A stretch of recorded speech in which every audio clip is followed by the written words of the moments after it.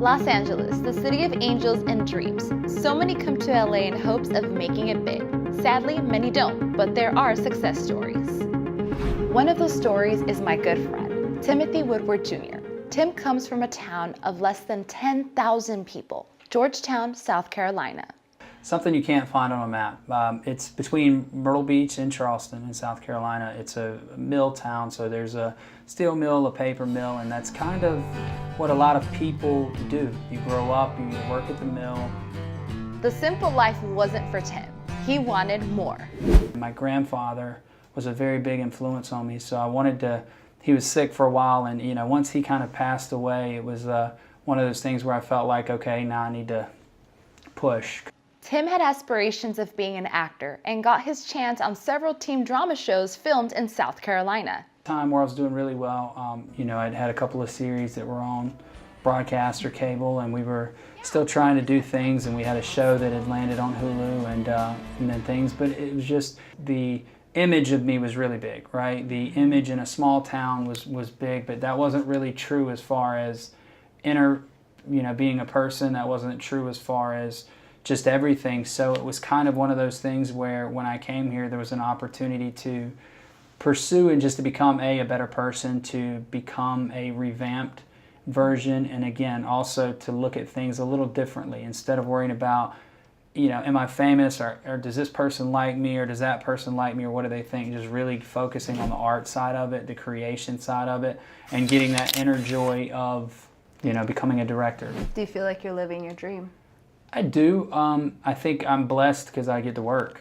I'm not at any level that I want to be, but I don't think I ever will be, to be honest with you. And I don't mean that I won't ever advance, but I just think that I'll always be wanting more.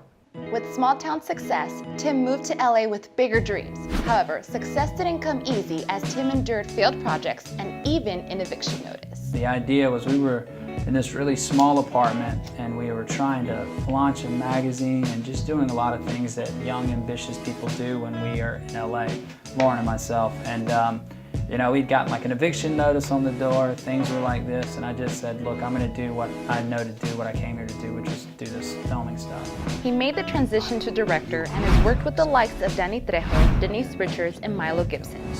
All the hard work has paid off.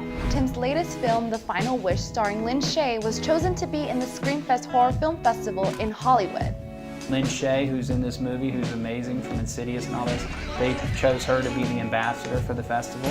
So like all this stuff is kind of happening, and it was just a super kind of surreal moment. Make sure to check out The Final Wish in select theaters nationwide beginning January 24th. Thanks for watching. I'm Ozzy Mora. Please hit the subscribe button if you enjoyed this episode. But before I go, let me leave you with one last piece of advice from Tim to all the aspiring actors and directors out there. An opportunity is one of the most important things. You get out, you hustle, you show some people. That is addictive. Forward progress is addiction. And I feel like there's so much opportunity here that, I feel like it's a great place. As long as you know that when you get here, it's not going to be instant fame, it's going to be a lot of work. So you have to prepare yourself mentally to understand, I'm going to struggle. There's going to be times where you want to quit, but if you keep working through it, you can get through anything.